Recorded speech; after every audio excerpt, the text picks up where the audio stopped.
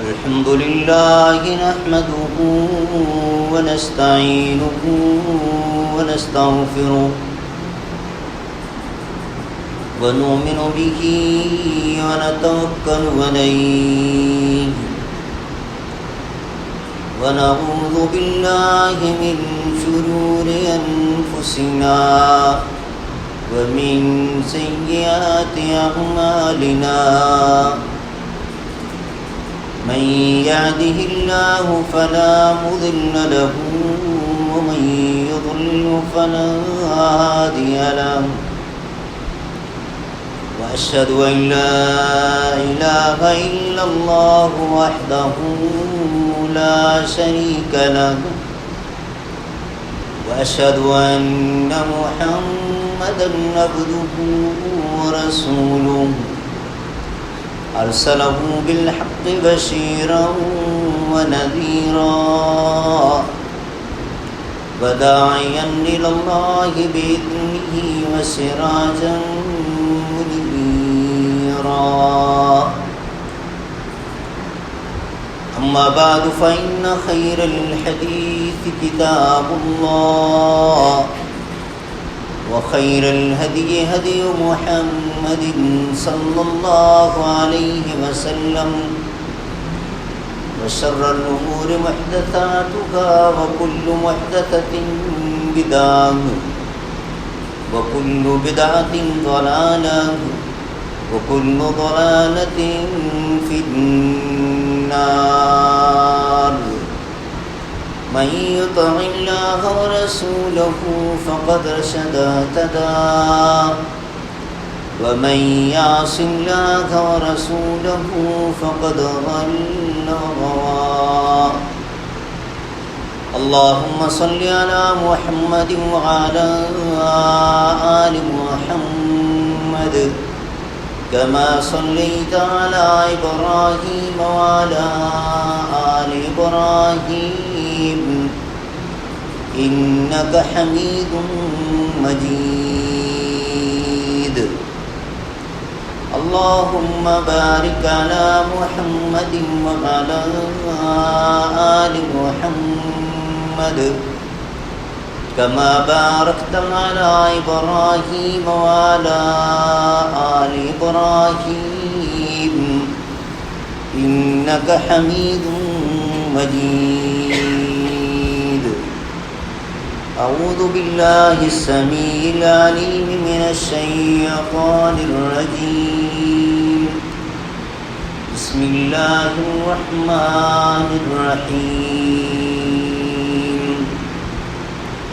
يا أيها الذين آمنوا كتب عليكم القصاص في القتلى الحر بالحر والعبد بالعبد والأنثى بالأنثى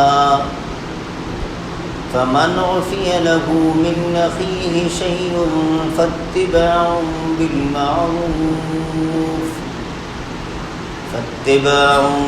بالمعروف وأداء إليه بإحسان ذلك تخفيف من ربكم ورحمة فمن اعتدى بعد ذلك فله عذاب أليم.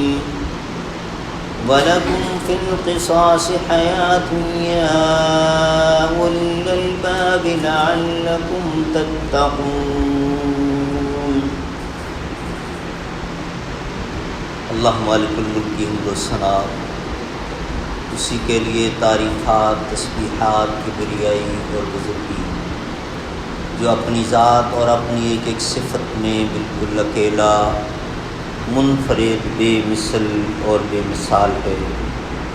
اللہ کی طرف سے، اللہ کے فرشتوں کی طرف سے اور ہم سب مسلمانوں کی طرف سے صلاۃ و سلام خاتم الانبیاء حضرت محمد مصطفیٰ صلی اللہ علیہ وسلم کی ذات اقدس پر، جو اللہ کے آخری نبی اور رسول بن کر مبعوث ہوئے، اپنے مالک کا پسندیدہ دین اسلام اور آخری سچا آسمانی صحیفہ قرآن پاک ہم تلک منون پہنچا کر اس دنیا سے رخصت ہو گئے.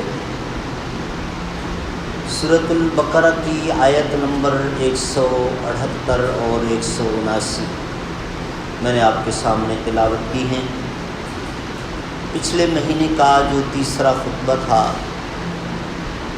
اس میں ہم نے آیت نمبر 177 کے حوالے سے گفتگو مکمل کی تھی، اور میں نے آپ سے گزارش کی تھی کہ یہ بڑی جامع آیت ہے. کوشش کریں کہ سب ساتھی اس آیت کو 3-4 مرتبہ ترجمے کے ساتھ، جس زبان میں آپ کو زیادہ سمجھ میں آتا ہے، انگلش ہو، اردو ہو، فارسی ہو، سندھی ہو، جس زبان میں، ترجمے کے ساتھ اس آیت کو 3-4 مرتبہ پڑھیں. اس میں ایک چیپٹر ایمانیات کا ہے، عقائد، جہاں سے شریعت شروع ہوتی ہے، اور اس کے بعد 2 اور بڑے اہم جو ستون کے طور پر ہیں اس شریعت کے، اخلاقیات اور معاشرتی آداب، حقوق العباد، ان کا بڑے خوبصورت انداز میں رب العالمین نے تذکرہ فرمایا ہے. اگلی آیات جو آج میں نے آپ کے سامنے پڑھی ہیں اور جہاں سے ہم گفتگو کا آغاز کریں گے، شریعت کا دیا ہوا ایک نظام عدل ہے.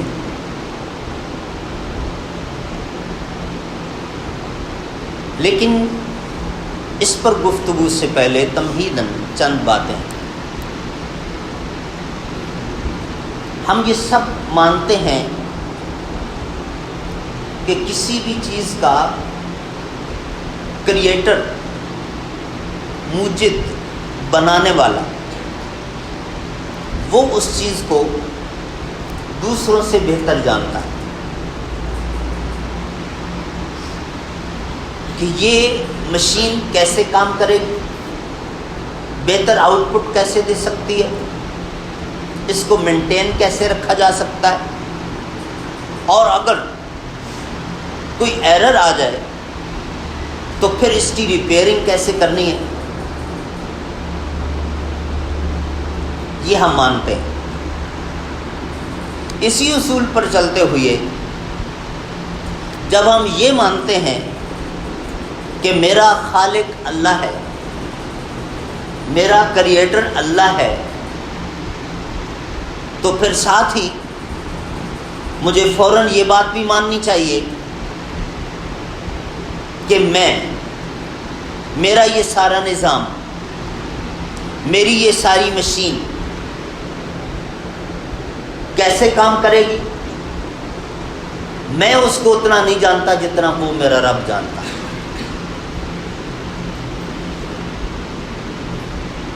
کب تک یہ صحیح چلتا رہے گا نظام اس کا، کب خراب ہونا شروع ہو جائے گا، خراب ہونا شروع ہو جائے تو پھر اس کی ریپیئرنگ کیسے کرنی ہے، یہ ہم سے زیادہ ہمارا رب جانتا ہے. مجھے کامیابی کیسے مل سکتی ہے، میری ناکامی کے کیا کیا اسباب ہو سکتے ہیں، میرا فیلئر کب ہو سکتا ہے، مجھے فائدے کب پہنچ سکتے ہیں، نقصان کب ہوگا، یہ سب وہ جانتا ہے. اور جب یہ ہمارا عقیدہ ہمارے دلوں میں راسخ ہو جائے تو پھر بہت ساری چیزیں آسان ہو جاتی ہیں. میں اکثر و بیشتر جو آپ سے گفتگو کرتا ہوں ان خطبات جمعہ میں، میرا فوکس ہوتا ہے کہ جو شریعت کی اساسیات ہیں، جو اس کی پرنسپلز ہیں، وہ ہم سمجھ لیں. جب بنیادی اصولوں میں ہمیں اچھی طرح بصیرت آ جائے گی، سمجھ بوجھ آ جائے گی، پھر اس قانون کو اپنانے میں، اس پر عمل کرنے میں آسانی ہو جائے گی. ہمارا المیہ یہ ہے کہ ہم لچھے دار تقریریں اور قصے کہانیاں، شعر و شاعری سننے کے بڑے عادی ہو گئے، یا پھر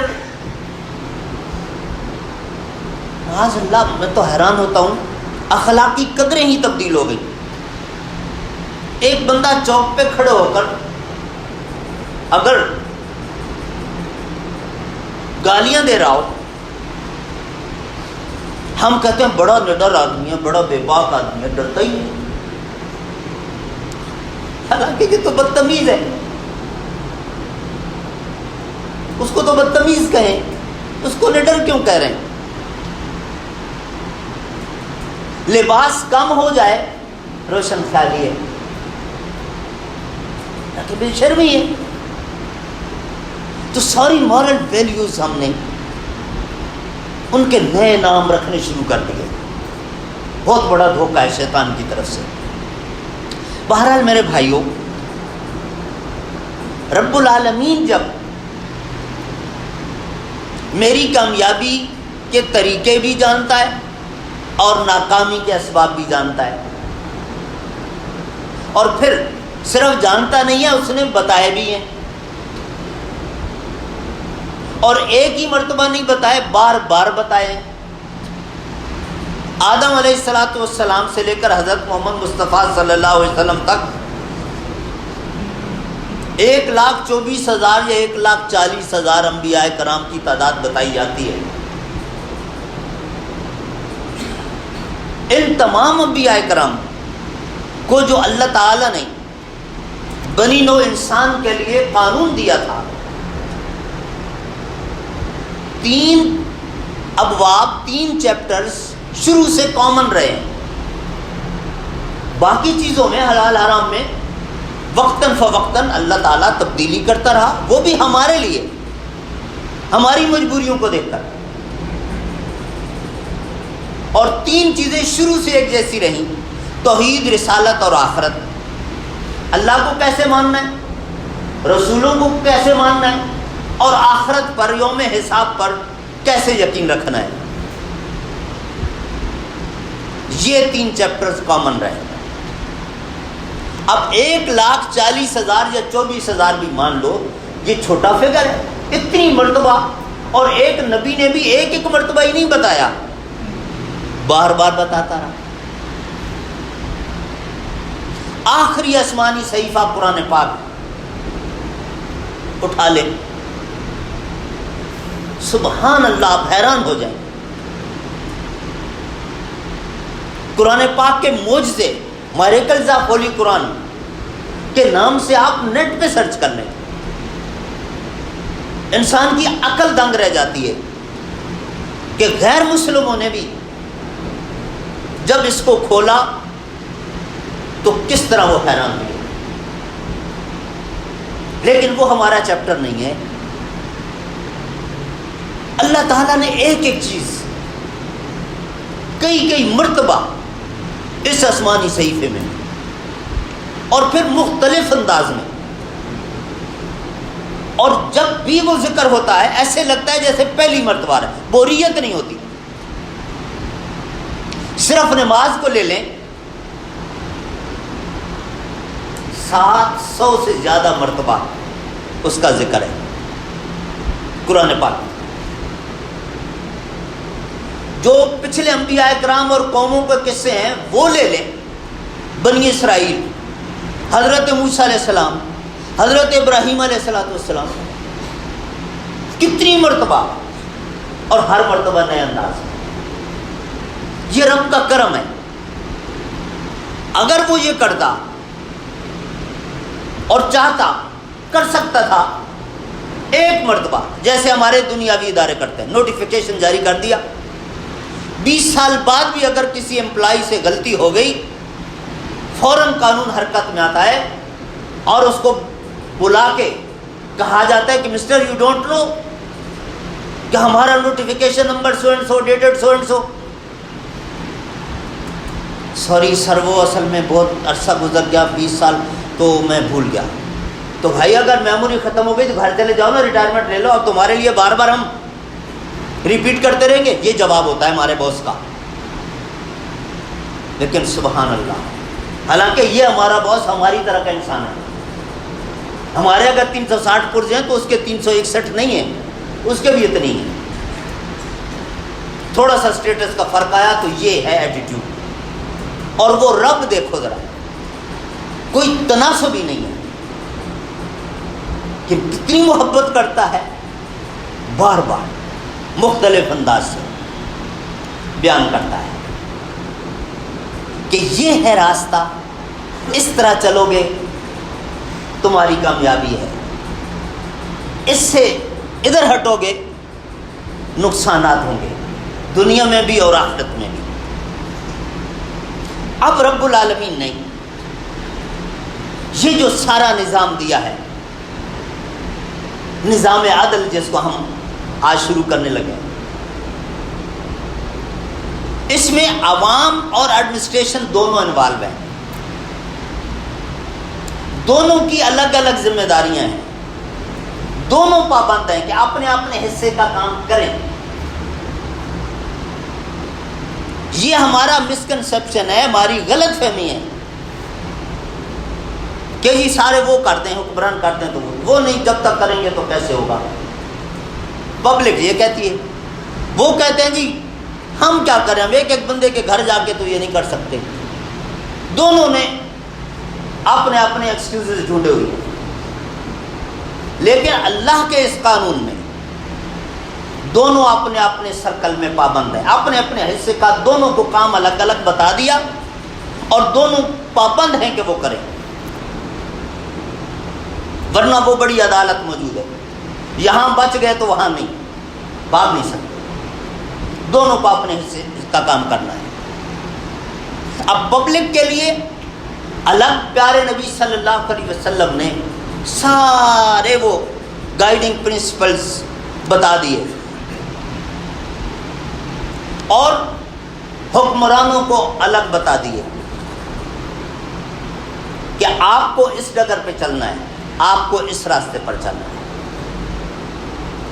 آپ راستے سے ہٹیں گے تو وہ کیا کرے گا اور وہ راستے سے ہٹیں تو آپ کو کیا کرنا ہے، یہ سارا پورا شریعت کا قانون موجود ہے،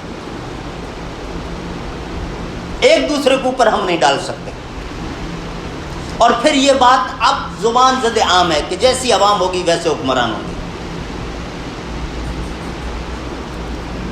ابھی 2 دن کے بعد 1 دن کے بعد ہم 14 اگست منانے بھی جا رہے ہیں، یہ بات میں پہلے بھی کئی مرتبہ آپ سے کر چکا ہوں۔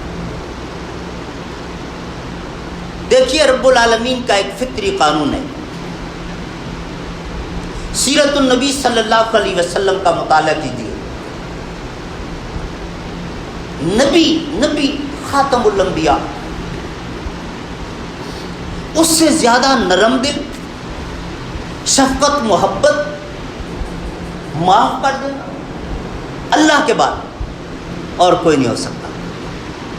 خود رب نے کہا عزیز علیہ ما عنتم حریص علیکم بالمؤمنین رؤوف الرحیم، جس کا سادہ معنی یہ ہے کہ کانٹا آپ کے پاؤں میں چبھے اور تکلیف محمد الرسول اللہ اپنے دل میں محسوس کرے، یہ وہ ہستی ہے، وہ پیارے نبی صلی اللہ علیہ وسلم، وہ ہستی، وہ جو قانون اور شریعت ہمیں دے کے جا گئی ہے، کبھی ہم نے غور کیا کہ وہ ہستی ہمیں کس راستے پر چلا کے گئی، ہم کس راستے پر چل رہے ہیں؟ کامیابی ڈھونڈتے ہیں تو کیسے ملے گی؟ وہ نبی بھی اللہ کے قانون کے سامنے پابند ہیں، رب کی طرف سے دی ہوئی سزائیں ان کو بھی نافذ کرنی پڑیں، اور ان کے شاگرد کون تھے جن کا اللہ نے قرآن میں ذکر کیا، اور اس نبی کہ حلم و بردباری کا تذکرہ اگر چھیڑ دیں تو ختم نہ ہو۔ اس ہستی نے بھی بڑے بڑے مجرموں کو جہاں معاف کرتے رہے، لیکن اگر کسی نے کوئی ایگریمنٹ کیا، کوئی معاہدہ کیا، کوئی کمٹمنٹ کی اور پھر اس کو توڑ دیا، یہ شخص اگر رسول اللہ کے پاس معافی مانگنے بھی آیا تو آپ نے معاف نہیں کیا، آپ نے بولڈ سٹینڈ لیا اور اس کے خلاف ایکشن لیا۔ حضرت ابو سفیان آپ صلی اللہ علیہ وسلم کے سسر بن چکے تھے لیکن ابھی مسلمان نہیں ہوئے تھے۔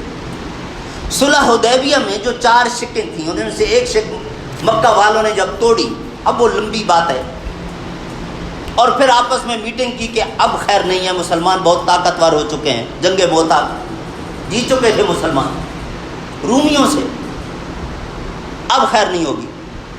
چنانچہ فیصلہ کیا کہ آپ صلی اللہ علیہ وسلم سے معافی مانگی جائے اور جو معاہدہ ہم توڑ بیٹھے ہیں اس کی تجدید کروائی جائے۔ ابو سفیان کو بھیجا، بڑا آدمی تھا اپنے علاقے کا اور پھر رسول اللہ کا سسر بھی تھا، بھی اس کے ساتھ خاص رعایت ہوگی، اس کی بات سنی جائے گی۔ لیکن رسول کریم صلی اللہ علیہ وسلم کے ساتھ جب انہوں نے جا کے بات کی، پیارے نبی صلی اللہ علیہ وسلم نے ایک خوبصورت جملہ ارشاد فرمایا، لا یلدغ المؤمن من جحر واحد مرتين، کوئی بھی مومن ایک بل سے 2 مرتبہ نہیں ڈسا جاتا۔ اور آپ صلی اللہ علیہ وسلم نے چہرہ پھیر لیا، کہ ٹھیک ہے ہم معاف کرنے کو پسند کرتے ہیں، لیکن اس کا مطلب یہ بھی نہیں ہے کہ تم ہمیں بے وقوف بناتے رہو، جب دل چاہو واردات کر لو اور پھر آ کے معافی مانگ لو اور سمجھو کہ ہم معاف کر ہی دیں گے۔ نہیں، اگر ہم معاف کرنا جانتے ہیں تو چھترول کرنا بھی جانتے ہیں۔ ہم نے کہا تھا پاکستان کا مطلب کیا، لا الہ الا اللہ۔ اب وہ لا الہ الا اللہ نہ میرے وجود میں نظر آتا ہے، نہ میرے گھر میں نظر آتا ہے، نہ میرے محلے میں نظر آتا ہے، نہ میرے پارلیمنٹ ہاؤس میں نظر آتا ہے، نہ پریزیڈنٹ ہاؤس میں، نہ سی ایم ہاؤس میں، نہ گورنر ہاؤس میں۔ اللہ کے ساتھ ایسے اٹکل پچو نہیں چلتے ہیں۔ چھوڑ دیں ان کو، تو ان پر تو آپ کیسز بناتے رہیں۔ آپ امام کعبہ کو بھی لا کے یہاں سیٹ پہ بٹھا دیں، مسائل دن بدن بڑھتے چلے جائیں گے، حل نہیں ہوں گے۔ غدار، وعدہ خلافی کرنے والا، اس کے لیے شریعت نے معافی نہیں رکھی ہے جب تک واپس اپنے وعدے پر نہ آئے۔ سیدھی سی بات ہے۔ یہ باقی سب ایسے بہانے ہیں، اور دیکھنے کو شیطان کہتا ہے کہ یہ کر لو اور وہ کر لو، کرتے رہو۔ یہ سزا ادھر سے ہے جو ہم نے اپنے لاکھوں رشتہ داروں کے خون کے ساتھ بے وفائی کی ہوئی ہے، اور خون سے زیادہ عزت پیاری ہوتی ہے۔ ہماری ماں بہنوں کی عزتیں تار تار ہوئی تھی۔ آج ہمارے بچوں کے نصاب سے پاکستان کی وہ ہسٹری نکال دی گئی جان بوجھ کر، کہ اگر ان بچوں کو بتا دیا گیا کہ تمہارے ساتھ ہندوؤں نے اور سکھوں نے اور فلاں نے یہ کیا تھا، یہ ہر بچہ ایٹم بم بن جائے گا۔ وہ نکال دیا، اور نتیجتاً ہمیں اس کا کوئی احساس ہی نہیں ہے۔ بہرحال 14 اگست منانے کا مطلب یہ ہے کہ اپنے اس وعدے کو یاد کریں، اور ہر شخص اپنی ذات سے شروع کر کے وہ لا الہ الا اللہ جو ہے نا، اس کے نفاذ کی کوشش شروع کر دے، پھر سارے مسئلے آسان ہوں گے۔ جب تک وہ نہیں کریں گے، باقی ساری آرٹیفیشل چیزیں پانی کے بلبلے ہیں، چند سیکنڈز کے لیے ہیں، اس کے بعد ختم۔ بہرحال یہ جو نظام عدل ہے یہ اتنا اہم ہے، کفر کے ساتھ، نافرمانی کے ساتھ شاید کوئی چیز دیر تک چل جائے، ظلم کے ساتھ بالکل نہیں چل سکتی۔ آج جن قوموں کو ہم دیکھتے ہیں ان کی دنیاوی لحاظ سے ترقی اور بہتری اور امن، تو وہاں لا اینڈ آرڈر کی جو سچویشن بہتر ہے، اس کی بنیادی وجہ عدلیہ، جو عدالتی نظام ہے اس کو ایک حد تک انہوں نے پولرائز نہیں ہونے دیا۔ ہمارے ہاں بگاڑ شروع ہی وہاں سے ہوا، اور نام ہم لیتے ہیں خلفائے راشدین کا، ابو بکر کا، عمر فاروق کا، عثمان کا، علی کا۔ آج کے اس خطبے میں آخری بات حضرت عمر فاروق کا صرف ایک واقعہ۔ مصر کے گورنر تھے عمرو بن العاص، اور یہ صرف گورنر نہیں تھے، مصر کے فاتح بھی تھے۔ یہ پورا علاقہ فتح بھی انہوں نے کیا تھا، کمانڈر تھے اپنی اس آرمی کے۔ حضرت عمر فاروق کے آرڈر سے ان کو بنا دیا گیا گورنر۔ اب وہ وہاں رہ رہے ہیں، ان کا بیٹا، اب بچے نوجوان خون ہے، کمی کوتاہی ہو جاتی ہے۔ اس نوجوان نے اپنے دوستوں کے ساتھ گھڑ دوڑ کا کھیل کھیلا، گھڑ سواری مقابلہ کیا، لیکن اس مقابلے میں ہار گیا۔ اب جو نوجوان اس سے جیتا، اس کے بعد باتوں میں تکرار ہو گئی، اور حضرت عمرو بن العاص کے بیٹے نے اس کو تھپڑ مار دیا۔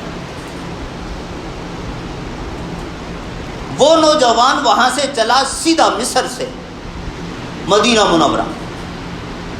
حضرت عمر فاروق رضی اللہ تعالی عنہ کو آ کر شکایت کر دی کہ جی آپ کے جو وہاں گورنر ہیں ان کے بیٹے نے مجھے تھپڑ مارا۔ کیوں مارا؟ اس وجہ سے مارا۔ فوراً پیغام بھیجا گورنر صاحب کو کہ اپنے بیٹے کو لے کر مدینہ پہنچو۔ مسجد نبوی میں کھڑا کر لیا اس نوجوان، ہاں بتاؤ کیا ہوا تمہارے ساتھ؟ اس نے ساری سٹوری سنائی کہ جی اس طرح ہمارا مقابلہ طے ہوا، نتیجتاً میرا گھوڑا آگے نکل گیا، اس نے ہار محسوس کی، میرے ساتھ الجھنے لگا اور پھر مجھے تھپڑ مار دیا۔ آپ انصاف کرنے والے ہیں، آپ سے انصاف چاہیے۔ حضرت عمر فاروق رضی اللہ تعالیٰ عنہ نے اس نوجوان کو کہا ہاں بھائی، کہا جی غلطی ہو گئی۔ فرمایا کھڑے ہو جاؤ، اور ان کے والد اپنے گورنر عمرو بن العاص کہا آپ بھی کھڑے ہو جاؤ، سامنے آ جاؤ۔ اس مظلوم لڑکے کو کہا کہ ایک تھپڑ اس لڑکے کو مارو، ایک اس کے باپ کو مارو۔ گورنر صاحب کہنے لگے جی غلطی میرے بیٹے نے کی ہے، اس کو تو تھپڑ لگے کہ آپ اس کو بدلہ دلوا رہے ہیں، میرا کیا قصور؟ حضرت عمر فاروق کے الفاظ، فرمایا کہ تیرے بیٹے کو یہ جرت اس لیے ہوئی نا کہ تو گورنر کا بیٹا ہے۔ میں اس کو بتانا چاہتا ہوں کہ یہ بھول جاؤ تو گورنر کا بیٹا ہے، تیرے باپ کو بھی پوچھنے والے یہاں بیٹھے ہیں۔ یہ تھا نظام۔ حضرت عمر فاروق نے اس طرح سے، اور پھر وہی واقعہ، بندہ ایک آیا دور سے ملنے کے لیے، مدینہ پہنچا، کہا جی وہ امیر المومنین صاحب سے ملنا ہے۔ کہا جی یہ وقت ہے وہ تھوڑا سا قیلولہ کرتے ہیں تو گھر پہ تو نہیں ہیں۔ کہا کہاں ملیں گے؟ کہا دیکھیں باہر کسی درخت کے نیچے سو رہے ہوں۔ ڈھونڈتا رہا، ایک درخت کے نیچے پتھر سر کے نیچے رکھا ہوا ہے، تکیہ بنایا ہوا ہے۔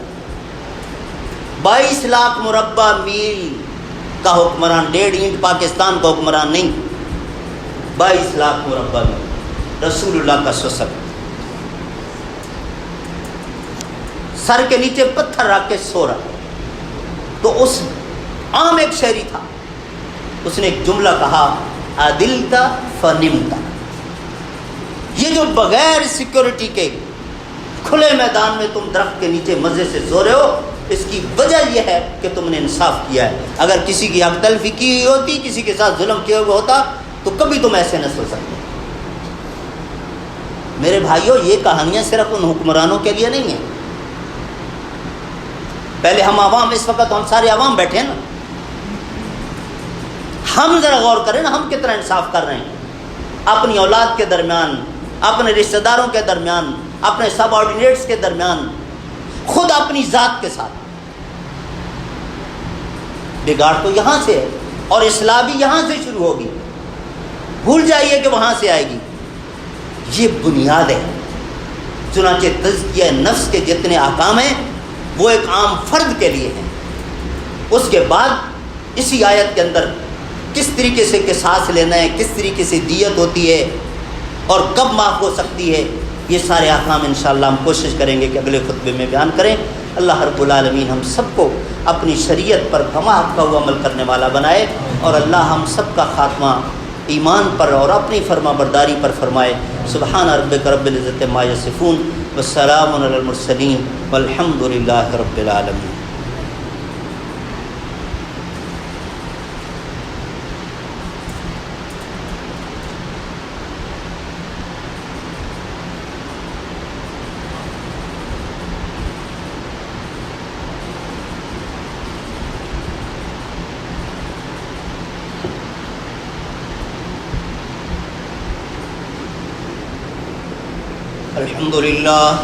الحمد لله نحمده ونستعينه ونستغفره ونؤمن به ونتوكل عليه ونعوذ بالله من شرور أنفسنا ومن سيئات أعمالنا من يهده الله فلا مضل له ومن يضلل فلا هادي له وأشهد أن لا إله إلا الله وحده لا شريك له وأشهد أن محمدا عبده ورسوله اللهم صل على محمد وعلى آل محمد كما صليت على إبراهيم وعلى آل إبراهيم إنك حميد مجيد اللهم بارك على محمد وعلى آل محمد كما باركت على إبراهيم وعلى آل إبراهيم إنك حميد مجيد۔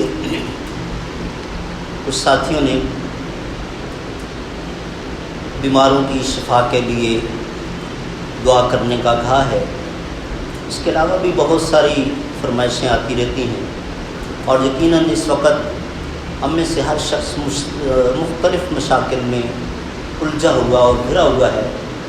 اجتماعی طور پر قوم کو توبہ کی ضرورت ہے، اور ہر شخص کو اپنے طور پر اصلاح بھی اور توبہ کی بھی ضرورت ہے، دعاؤں کی بھی ضرورت ہے۔ اور جمعہ والا دن خاص طور پہ اس کے کچھ اوقات جیسے 2 خطبوں کے دوران، اور نبی صلی اللہ علیہ وسلم اپنے دوسرے خطبے میں، اور اسی طرح عصر کی نماز سے مغرب تک، ان اوقات میں دعائیں زیادہ قبول ہوتی ہیں۔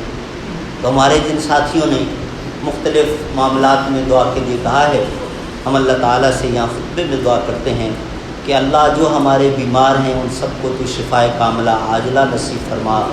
اذهب الباس رب الناس واشف انت شافی لا شفا الا شفاءک شفاء لا یغادر سقما۔